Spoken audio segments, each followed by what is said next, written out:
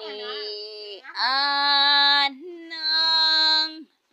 yuta sa himaya, mga tuta sa bagong Jerusalem, bala ang syudad sa kahitasan, manag-awit sa kalangitan.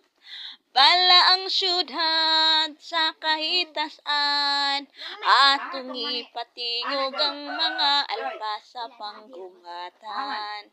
Subay sa dalan nga bulawan, pasilong sa lando nga mabugnaw, sa mga dahon nga malunhaw, diin ang mga gihay sa bulak dili na malaya, ni anang yuta sa himaya.